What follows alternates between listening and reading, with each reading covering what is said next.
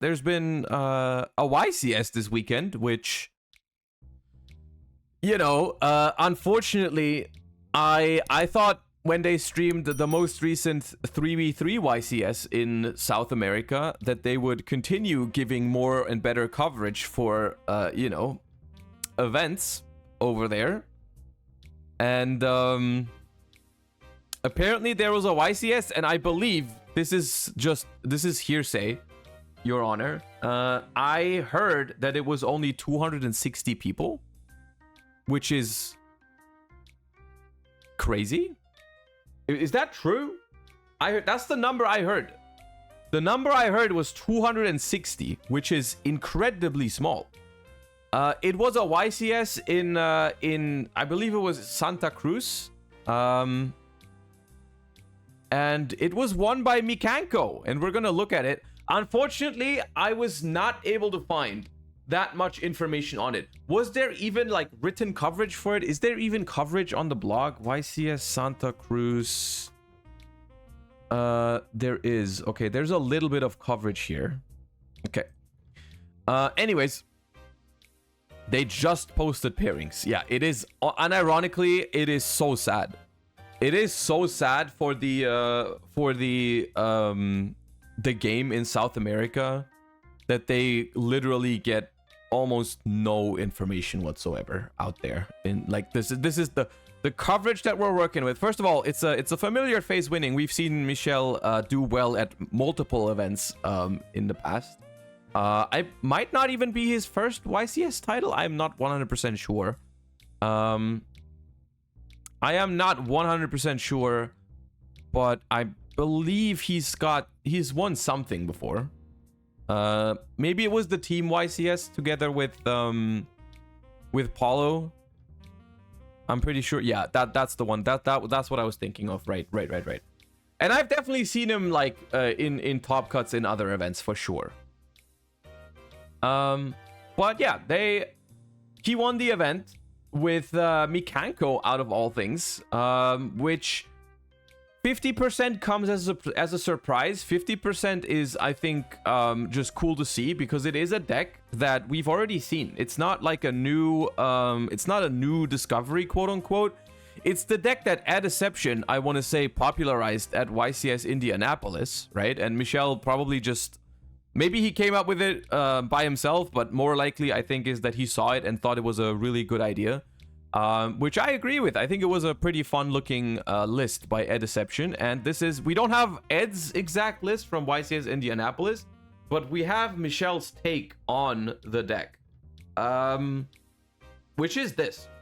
So for anyone unaware of what this deck does, because it's kind of like a new thing on the block, and maybe not everyone has seen it do like the perform at YCS Indianapolis. Ed, who I want to say is the original creator of the deck, as far as I know, almost made top 32 at YCS Indy. Had a feature match where he demolished Rescue Ace with the deck. And now it has won the YCS in Santa Cruz. The idea here is that the deck is very, very different from like a modern, like a standard Mikanko deck, I want to say, where it's not a blind second deck.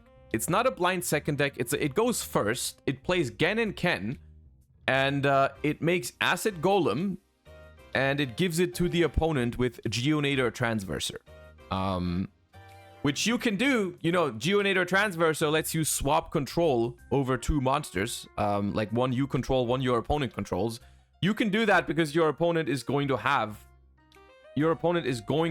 a monster on the board because you give them Gen or Ken, right? On top of all that, you also, by taking your opponent's Gen or Ken, you get to use it again because you haven't used it yet. Like whichever one you give to them, you haven't used yet, so you get to resolve both of their effects. What if you don't open Gen or Ken? If you don't open Gen or Ken, I believe this is what the Diabellstar package is for. This is what the Diabellstar package is for, because your Mikanko cards can give can summon one warrior, right? And then your Diabellstar package can summon out another warrior because you play level 1 fire monsters.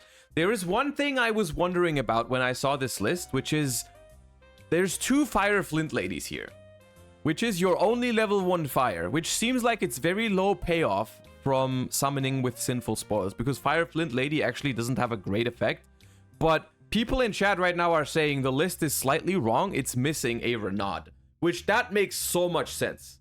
That makes so much sense that there is a Renaud, because I was wondering why, like, I was like, there's no way it's worth it to, you know, just summon out Fire Flint Lady with the Sinful Spoils, right? If there's a Renaud, that makes so much more sense. Yeah. So basically, this deck, the reason why I think this deck is cool, and I'm not saying it's like the best deck ever, but I think it's playable. The reason why I think it's cool is because it abuses a lot of different, like, powerful things in the game right now. It has the Sinful Spoils engine, it has Gen and Ken, it has the Mikanko cards, which honestly, the Mikanko cards are, some of them are pretty damn powerful. It gets to use Talents and Thrust, pretty much like the best out of all the decks in the game right now, because it can resolve both of them super consistently when you go first, right? I mean, like, Gen and Ken are insane together with Thrust and Talents, and I think that's what makes it interesting, is because the combo is not only like super busted when it goes first, it also just naturally has a lot of stuff going for it when it goes second, right? You play a deck with Mikankos and Talents and Thrust in it, how bad can it really be if you go second, right? How bad can it really be when your opponent starts and you have all those cards in your deck? Like, you're probably okay, right? You get to, like, the most unfair thing, honestly, is that you get to look at your opponent's hand with Talents if you have it, and remove any potential outs to your Acid Golem. Like, even if your opponent is playing something like Forbidden Droplet in their deck to out the Acid Golem, or even if they're playing Unchained and they have a way to Tribute Summon over it, if you open Thrust or Talents, you can just take that card out of their hand. Or Enemy Controller. Yeah, there's a couple of cards in the game right now, and a couple decks that play those cards that could out the Acid Golem. But if you open Thrust or Talents, which, you know, you play 5 copies of those, you play 5 copies, plus you often draw 2 cards with the Gen and Ken combo, like, you're super likely to be able to just look at your opponent's hand and take away their out to the Acid Golem, right? And then next turn, because your opponent will not be able to play, right? Your opponent will not be able to play under their own Acid Golem, and then you just run a couple Mikankos into it, right? Your opponent has an Acid Golem, you just run a couple Mikankos into it, the game ends, right? And so this is the first iteration of Gen and Ken actually doing something crazy, right?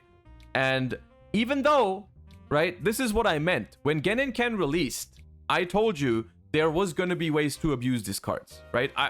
No one knew about this yet, but I already knew that at some point there was going to be the possibility to do something like this, right? Because it's just like giving monsters to your opponent, it just never ends that well, you know? It just never, you know? Okay, come on. Stop! I told you not to! Anyways. Right? It's just like, yeah, it's just a pile of very good cards right now, honestly. And I really like the innovation on not having to rely on Blinding Second, because Blinding Second, honestly, I mean, sometimes it can be a good strategy, but most of the time it's not that great. What's the Acid Golem combo? So you there's probably multiple combinations of cards that can do it. There's no one card combo for it. I don't think there's a one card combo for it, but there are multiple different, like, 2 card combos that can do it. The basic idea is you summon Gen or Ken, use the effect, give your opponent the other piece. Then you go into some Isold combos, whatever. You have multiple level 3 Mikankos that you summon, and then you overlay one of the Mikankos and Gen or Ken, or Gen and Ken, depending on what you do. Like sometimes you can just go Gen, give them Ken, then you go like you can go talents to take the Ken, you give them Gen, and then you can make the acid golem that way. And then you make a Geonator Transverser, give them the acid golem, and take the Gen or Ken. You know, like usually I think the ideal combo that I saw was Gen or Ken plus Arabesque, which is pretty good, because you can like give your opponent Gen or Ken, and then you can bounce it with Arabesque to get this out, and then you summon Isold, and then, you know, so on and so forth. So on and so forth. You need to make Transverser first, right? Yes, yeah. That's an important thing to note. If you try to play this deck, you have to make Transverser before making Acid Golem, because as soon as you make Acid Golem, you can't special summon anymore, right? Diabell plus Arabesque does it too. I'm pretty sure most combinations of cards can do it in some way, shape, or form. I'm pretty sure you can even do it if you don't draw the Mikanko part of the combo, because as long as you can get to Isold, like if you draw Gen plus Sinful Spoils, for example, you can just get 2 warriors on the board, and then you can Isold, you send Arabesque, you summon Renaud, add back the Arabesque, and then do it that way, right? You probably can do it that way too. So, it's basically, you have Gen and Ken, Mikanko, and Sinful Spoils, and as soon as you draw any 2 out of those 3 packages, you can do it. Pretty sure. I'm pretty sure as soon as you draw, if you draw 2 out of those 3, you're good to go. Out of those 3 engines, which is basically your entire deck, right? The entire deck is those 3 engines plus the triple tactics cards, and there's Nib, right? So it's a very consistent deck. But the cool thing is that even though you play like 3 different engines, and that's the majority of your deck, you still have a decent amount of non-engine, because you play those 5 talents, which are honestly, in this deck, engine and non-engine at the same time. But also something like Arabesque, right? If you go second, Arabesque is a very good card at board breaking, right? That is something that you cannot underestimate how good it is to draw like an Arabesque going second, right? Or, you know, how Gen and Ken also are really good at forcing your opponent to interact with them. And so on and so forth. So I honestly think Ed was cooking. I think Ed was cooking when he made this deck, or when he had this idea. And it might be a force to be reckoned with moving forward. I mean, it's just won a YCS. Yes, it was a small YCS, right? 260 players. But I'm sure there were still good players at the event. I'm sure, I mean, Michel himself is a good player. And, I mean, we can just take a look at... We can take a look at the very small bit of coverage that we have. At least we have pairings, right? So we can at least see who was there, right, at the event. We can, like, look at some people that were there. Because, you know, I'm pretty sure there was other people that we know. There's... Paulo was also there. Patrick Hoban was there. You know, there's some names here. There are some names. I believe this is our second place World Championship finisher here. I'm pretty sure that's the guy that got second at Worlds. So, you know, there's definitely competition here. There's definitely competition here. Who's in the final?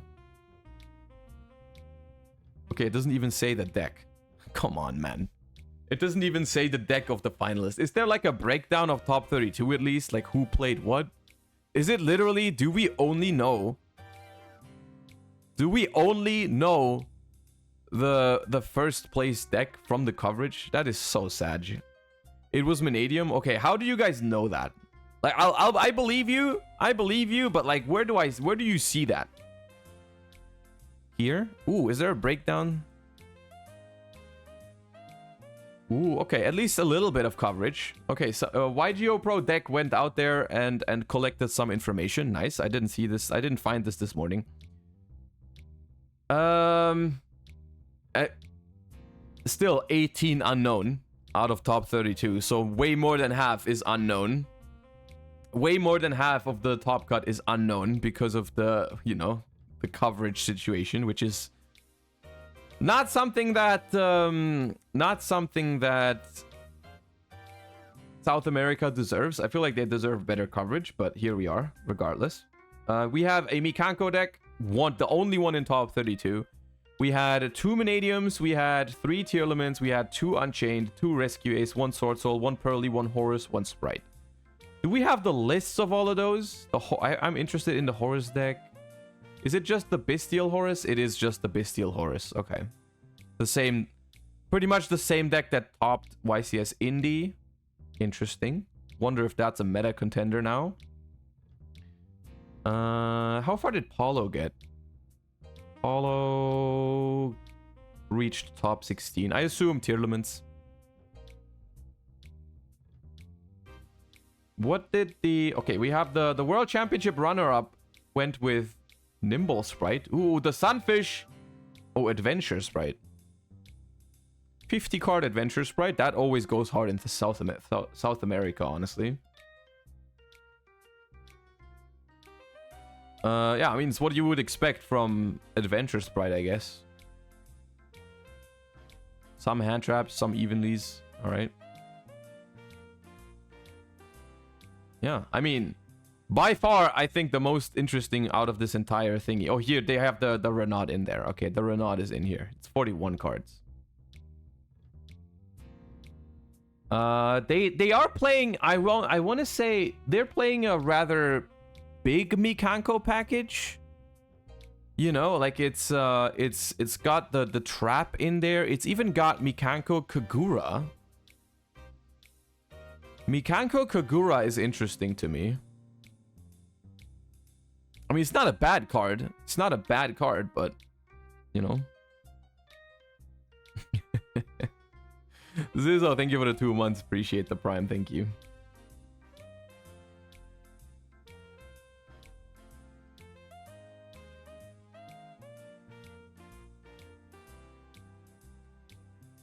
The Fredericton WCQ regional winner list. What was that? Is there a spreadsheet situation going on that I'm missing? Let me see. We can look at some decks from the new format. Not for the entire day, but I'm down.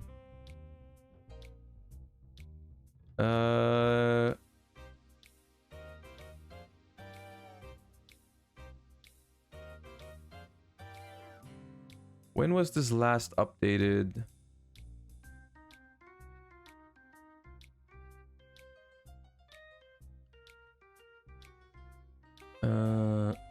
No, this is like the Septo spreadsheet hasn't been updated in weeks.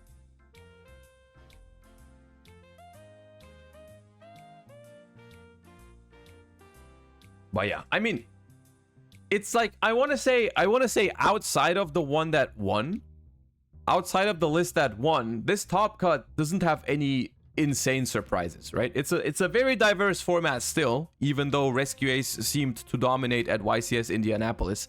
It still is a super diverse format.